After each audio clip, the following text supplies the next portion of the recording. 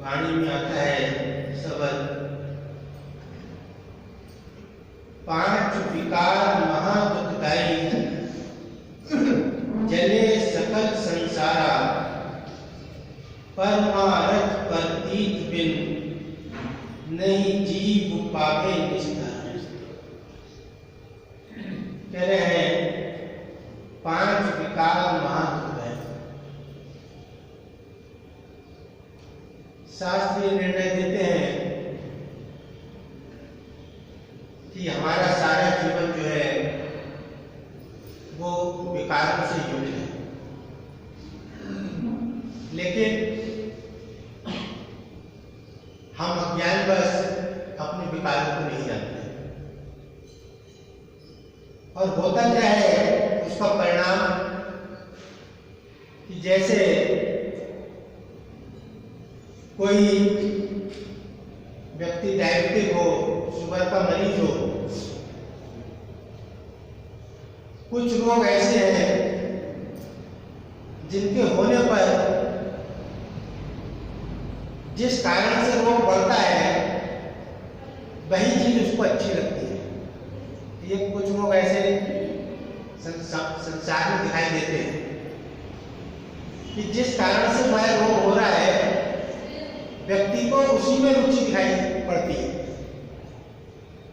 और वह उस वस्तु को प्राप्त करने की कोशिश करता है, और जब वह वस्तु प्राप्त हो जाती है तो बड़ा प्रसन्न होता है, उसको अपनी सफलता समझता है।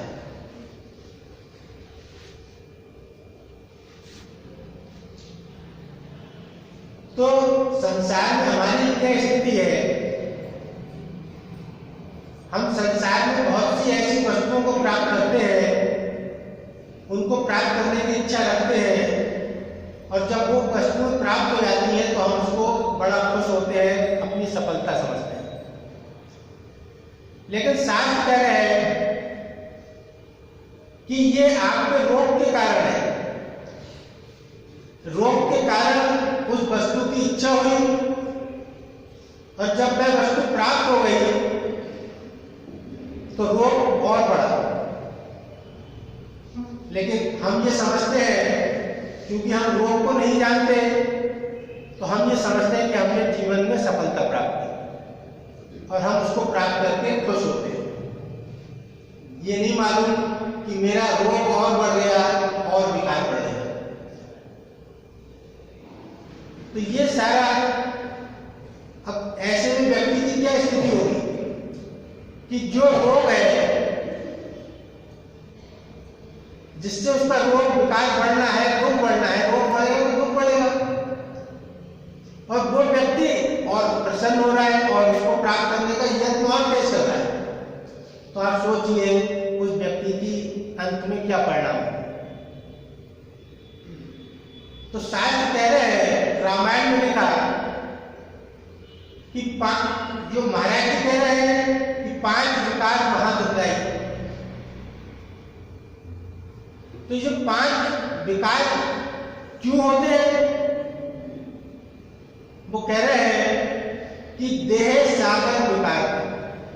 जो देह है, जब तक ये देह है तब तक ये विकार है।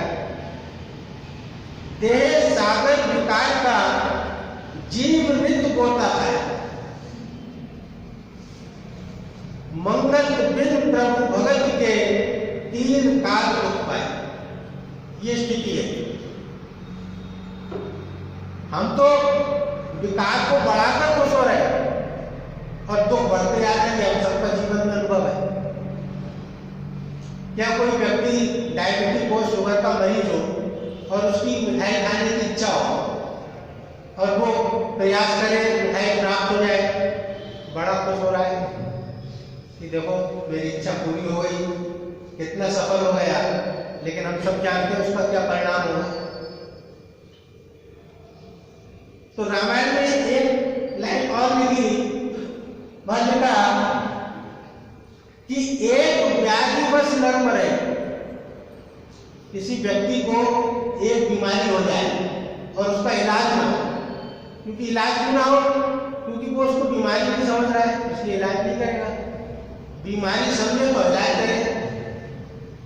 तो अगर जरा सी भी कोई बीमारी हो जाए और हम उसको बीमारी ना समझें और जो बीमारी का कारण है वो कारण और बढ़ाते जाए, क्योंकि हम बीमारी नहीं समझ रहे उसको, तो वो कारण निश्चित रूप से बढ़ना है।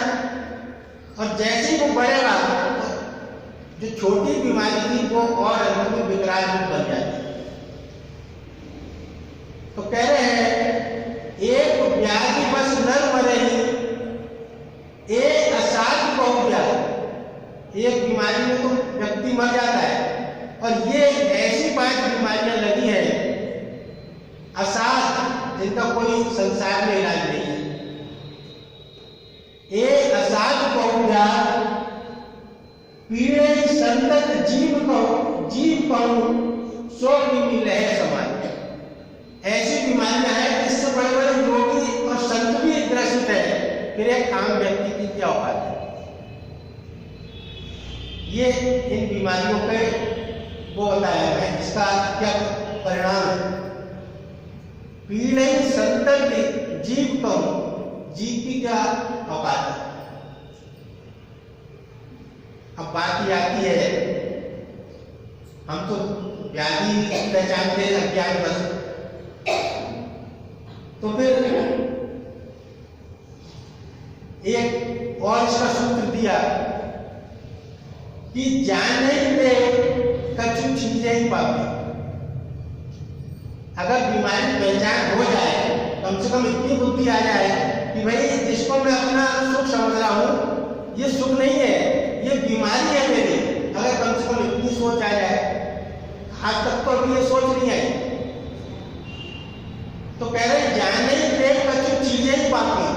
कम से कम इतनी बुद्धि आ जाए कि जान लो कि भाई ये बीमारी है, तो चीजें तो कमी हो सकती है, चीज हो सकती है।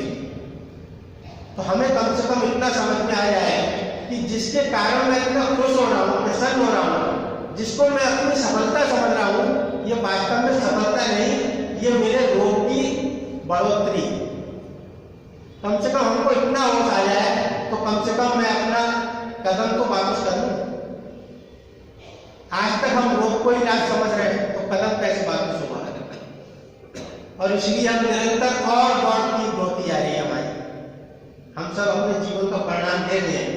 अब वो रोग क्या है, तो रामायण में बड़ी क्लियर से बताया कि काम बात कप लोभ अपारा क्रोध नित्य छाती जाए, क्रोध वित्त नित्य छाती जाए।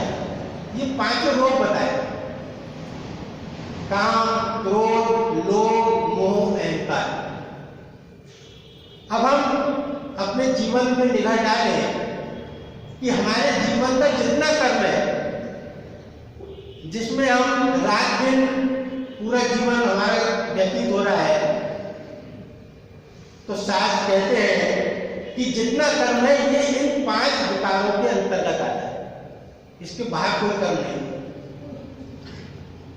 या तो काम की इच्छा को लेकर हमारे अंदर काम विकार के कारण इच्छा होती है और हम उसको पूरा करने का यत्न करते हैं। लोभ की इच्छा होती है, लोभ विकार होता है हमारे अंदर और हम रात दिन उसको पूरा करने की इच्छा करते हैं, और जितना ये विकार पूरा होता है उतनी और तृष्णा बढ़ती जाती है। ये इस विकार का परिणाम है।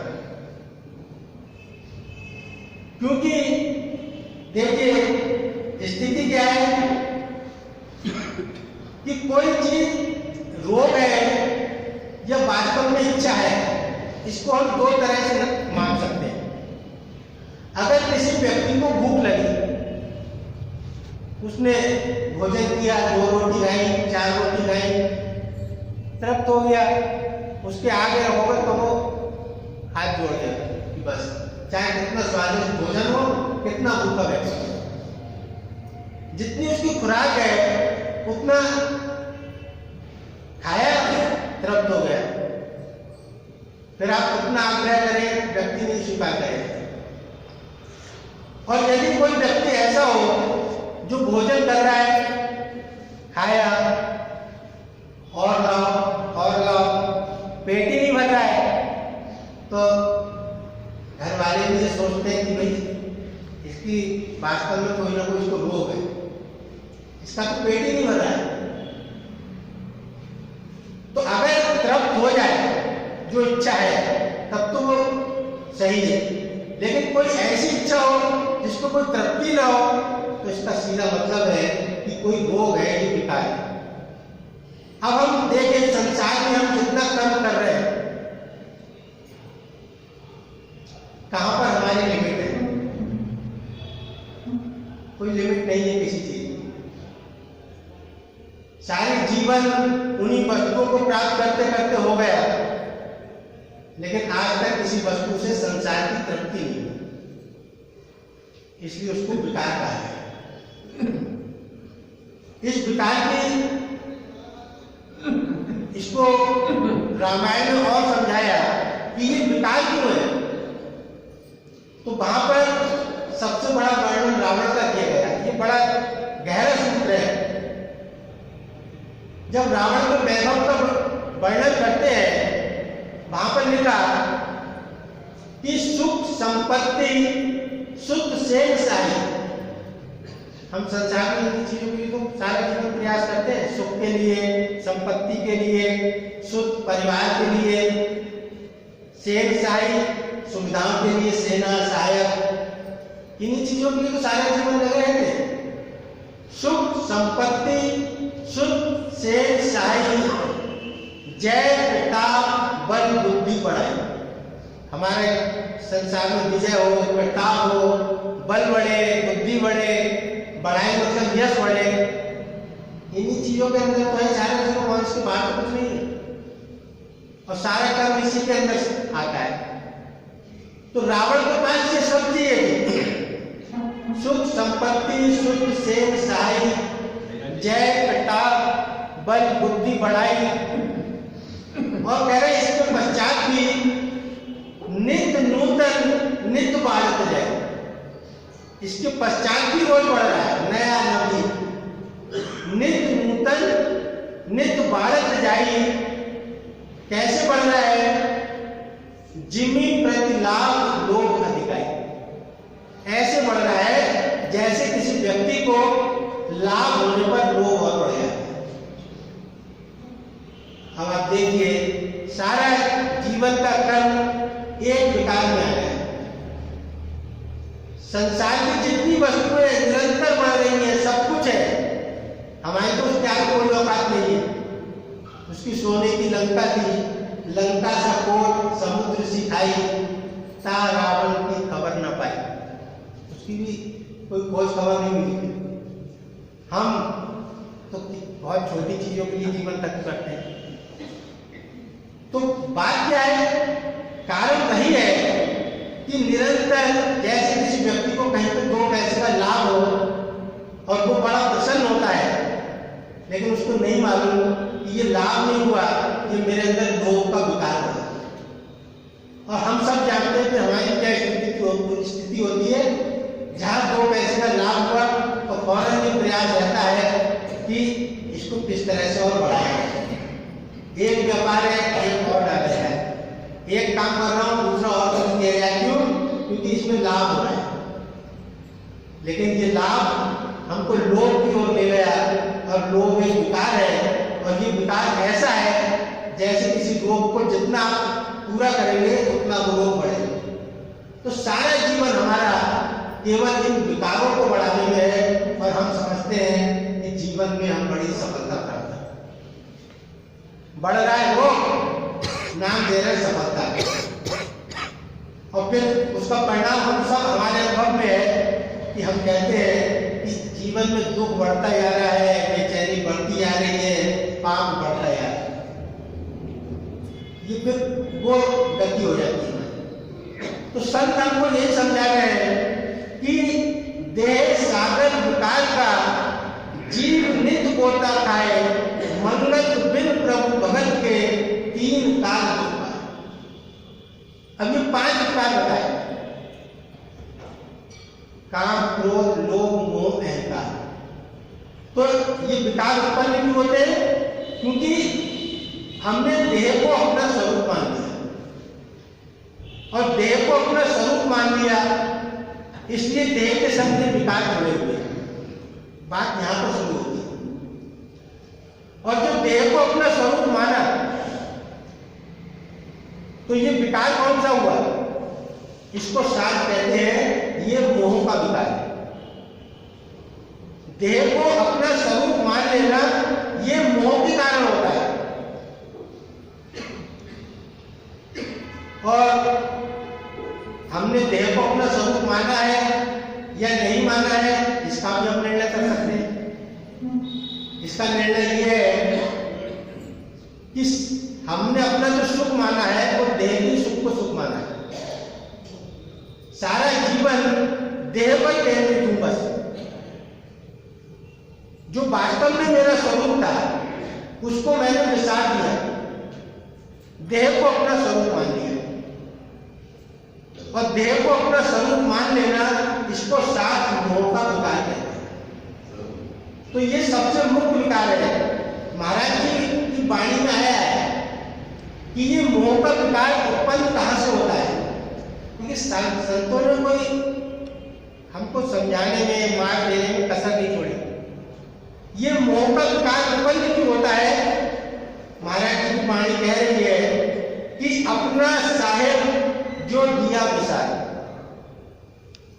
जो वास्तव में मेरा साहिब था,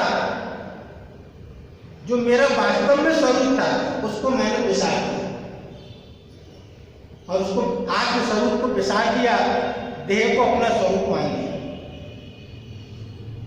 तो कह रहे हैं अपना साहिब जो दिया विसार, पलक व्यापे अत मोह विकार। जैसे ही उस ईश्वर का अपना स्वरूप विसारा हमने और देह को स्वरूप माना तो फौरन में मोह के जाल में ग्रसित हो गए। ये कितना स्पष्ट लिख दिया हमारे। अपना साहिब जो दिया विसार, पलक व्यापे अत मोह विकार। पलक व्यापते ही ऐसे बुद्धि में ये निर्णय आया कि मैं देह हूं, फौरन सारा ज्ञान खत्म, मोह में फंस गए। कैसे? अब बस में आ रहा है, एक सेकंड को आंख लगता है, देखिए कौन सी दुनिया में पहुंच जाते हैं। जरा सी आंख लगती है, 1 मिनट की लगती है, सारा ये संसार खत्म हो जाता है और जने कहां पहुंच जाते हैं। वही हमारे संग होता है।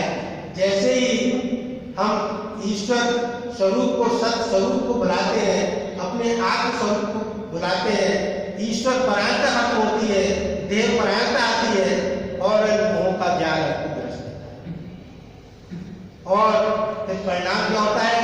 सारा जीवन बस देह परायणता में खत्म हो जाता है। न कभी चैन मिलता है, न खुशी मिलती है, बल्कि जन्म जन्मांतर तक जन्म और मृत्यु का शिकार हो गया है। और जैसे ही ये विकार आया फिर उसका परिणाम क्या होता है? फिर हमारी ये दुख की यात्रा शुरू हो जाती है। जैसे ही अपने सत स्वरूप को बुलाया, आत्म स्वरूप को विसराया, देह को अपना स्वरूप माना, तो फिर क्या करा कि मोह सकल व्याधि करूंगा। सारे व्याधियों की जड़ ये मोह हो जाती है। ये बड़ी महत्वपूर्ण वाणी का शब्द है कि ये मोह उत्पन्न कहां से होता है। ये जल्दी और कहीं सुनने को नहीं मिलती। महाराज जी की वाणी में लिखी ये लाइन बिल्कुल इस कि अपना साहेब जो दिया विसार, पलक व्यापे अत मोह विकार।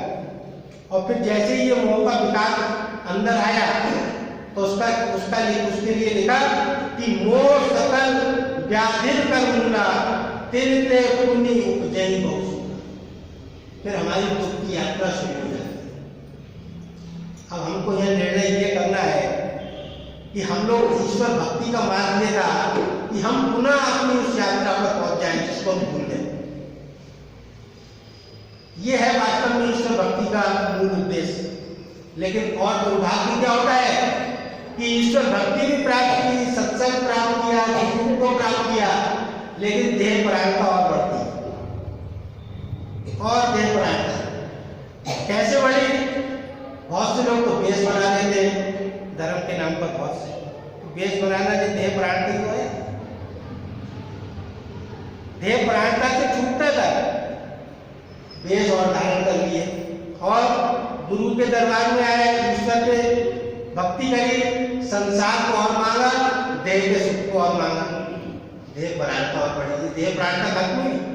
जब हम संसार की इच्छाओं को भगवान के आगे रखते हैं, ईश्वर के आगे रखते हैं, तो ये देह प्राणता से छूटने वाला काम हुआ, तो हमारा रोग और बढ़ा। तो इसलिए लिखा कि मोह निशा सब शोभन हारा, देख स्वप्न अनेक प्रकार। कोई भी सत्पुरुष का वचन हो, कोई विषय हो, इतना आसान नहीं होता, दीर्घकाल उसके लिए चिंतन और स्वाध्याय की आवश्यकता होती। सत्संग में तो संक्षिप्त में उसको रखा जा सकता है, फिर इससे छूटे कैसे, इससे छूटने का उपाय बताया कि फिर हमको वापस उसी तरफ जाना होगा।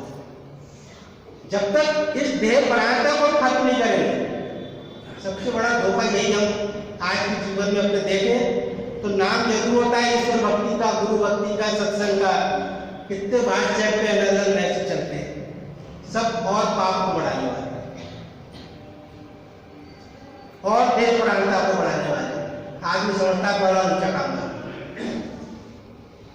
तो वापस जाना उसी तरफ होगा जिस स्वरूप से बिछड़ा था, जाना उधर ही है। इसलिए उन्होंने लिखा कि मम दर्शन पर परम अनुपा, जीव पाए निज सहज स्वरूप। कहीं छोड़ा नहीं, मेरे दर्शन का फल बड़ा विचित्र है, क्या कि जीव अपने सहज स्वरूप में स्थित हो जाता है। कौन सा स्वरूप? जिस स्वरूप को वो भूल गया, ईश्वर अंश। यात्रा में वापस नहीं जानी। तो हम तो सो रहे हैं, मोह निशा सब शोभन हारा, देखें स्वप्न अनेक प्रकार। इतना गहरी नींद में सो रहे हैं कि गुरु का दरबार हमको इस नींद से जगाने के लिए था, लेकिन नींद इतनी गहरी है कि हम कहते हैं कि देह प्राणता इतने बिजी है, देह प्राणता में इतने डूबे हैं कि जो छुड़ाने का मार्ग था, जो रोग से छूटने का स्थान था, उसी में हमको फुर्सत नहीं मिलती। कितना गहरा रोग है, इतनी देह प्राणता बढ़ गई है कि जो गुरु हमको मौत से, अनंत जन्म से छुड़ाने वाला है, उसी के लिए हमको फुर्सत नहीं मिलती देह प्राणता के कारण। तो वापसी मार्ग क्या है? एक ही मार्ग है और कोई मार्ग नहीं हो सकता कि हमको इससे छूटना है। यही जागृत अवस्था है। जब तक हमारे अंदर देह प्राणता बढ़ रही है, तब तक हम सो रहे हैं मोह की नींद। तो जागृत अवस्था कौन सी होगी? उसका बताया मार्ग, जानिए तबई जीव जग जाए। जागृत अवस्था कौन सी है? जब सब विषय विलास हो जाए, ये जागृत अवस्था है। हम विषय विलास में डूब रहे हैं, इसका मतलब देह प्राणता बढ़ रही है, इसका मतलब मोह बढ़ रहा है, और मोह बढ़ रहा है इसका मतलब रोग बढ़ने ही बढ़ने हैं। और फिर उसका परिणाम क्या होगा? एक व्याधि बस नर मरही, एक असाध्य बहु व्याधि। इसका परिणाम ये होना है, ये असाध्य रोग है। एक रोग हो जाए तो एक जन्म में मृत्यु मिलेगी, एक व्याधि बस नर मरे। और ये रोग ऐसे है कि अनंत जन्म तक मृत्यु प्रदान करेगा। इसलिए इस मनुष्य जीवन का जो लक्ष्य था वो यही था, इसको मोक्ष कहा गया। बड़े भाग मानुष तन पावा, सुर दुर्लभ सत ग्रंथ गावा, साधन धाम मोक्ष करवा। ये मनुष्य का जीवन इसलिए था कि ये जो असाध्य रोग है, इसका हम इस जन्म में इलाज कर सकते, इस रोगों को बढ़ाकर ना मरे। क्योंकि फिर कहते हैं 84 लाख का चक्कर फिर शुरू हो जाता है। तो कितना बड़ा हमसे गलती हो जाएगी अगर हम इन रोगों को बढ़ाने में हमने जीवन खत्म कर दिया। तो कह रहे हैं कि जब जीव की जागृत अवस्था होती है, तब उसमें क्या होता है कि जानिए तबई जीव जग जागा, जब सब विषय विलास विरागा, यही जब जामिनी जागे जोगी, परमारथ प्रपंच योगी। और जब सब विषयों से वैराग होता है, देह प्राणता और क्या है, विषयों का सुखी तो देह प्राणता और क्या है। अगर हमारा सब विषयों से विराग हो जाए फिर काय की देह प्राणता, ना मुझको खाने का सुख चाहिए, ना पहनने का सुख चाहिए, ना किसी इंद्री का सुख चाहिए। जितनी 5 ज्ञानेंद्रियां बताई, हाथ, त्वचा, जिह्वा, चक्षु, नासिका, कर्णेंद्रियां, इन्हीं सुख के लिए तो हम जीना चाह रहे जीवन। और देह प्राणता का मतलब इन इंद्रियों का लगाव, और जब इन इंद्रियों का लगाव खत्म हो गया तो ऑटोमेटिक देह प्राणता खत्म होकर फिर क्या रहेगा। तो जब व्यक्ति वास्तव में इस देह प्राणता से छूटता है तो उसके अंदर इंद्रियों का भोग कम होता है, और जैसे जैसे भोग कम होता है तो उसकी देह प्राणता कम होती है, मोह कम होता है, और फिर उसके अंदर ईश्वर प्राणता बढ़ती जाती है। तो कह रहे हैं कि हो ही विवेक मोह ब्रह्म, फिर ये स्थिति आती है जब उसके अंदर देह प्राणता कम होती है, तब कहते हैं विवेक जागृत होने पर ऐसा होता है, और फिर मोह जो देह प्राणता थी वो कम हो जाती है। और जब देह प्राणता कम होती है तब रघुनाथ चरण अनुराग, तब फिर वास्तव में तब सही प्रेम ईश्वर के प्रति पैदा होता है। आज तो सारा प्रेम हमारा देह प्राणता में जा रहा है, तो इसका हम सब परिणाम जानते हैं क्या होना है। तो ईश्वर भक्ति का मार्ग यही था, मनुष्य का यह लक्ष्य यही था कि हमारे अंदर ईश्वर परायणता पैदा हो, देह परायणता खत्म हो, जो वास्तव में मोह का विकार है। अंत में महाराज जी का एक वचन है, कह रहे हैं मानव जन्म की उच्चता यही है कि इस जीवन यात्रा यानी शारीरिक भोग वासना के भेद को समझना, शारीरिक भोग वासना के भेद को समझना, और विनाश होने वाले शरीर के अधिक मोह से पवित्र होकर, हमारे अंदर तो यही बढ़ रहा है, विनाश होने वाले शरीर के अधिक मोह से पवित्र होकर शरीर की प्रकाशक स्वरूप जो जीवन शक्ति है उसका दृढ़ विश्वास और निधिध्यासन करना। इसीलिए निरंतर ईश्वर के नाम का सिमरन किया जाता है, कि ताकि ये देह प्राण, आज सिमरन देह का हो रहा है, अपने नाम का, परिवार का, शरीर के सुखों का, ये सिमरन निरंतर चल रहा है। इसको मार्ग बदलना है। इसको कह रहे हैं कि तुच्छ जीवन का मोह त्यागा, सत्य स्वरूप में उठ के जागा, अपने मन की भ्रमण त्यागो, सत्य स्वरूप में नित उठ जागो, प्रभु को सुमर के आपा त्याग, जन्म जन्म का सोता त्याग। एक ही कारण है जग में भारा, छूटे दुर्मत मद मोह विकार। ये है संसार का मुख्य कार्य जो वाणी हमसे कह रही है। एक ही कारण है जग में भारा, छूटे दुर्मत मद मोह विकार।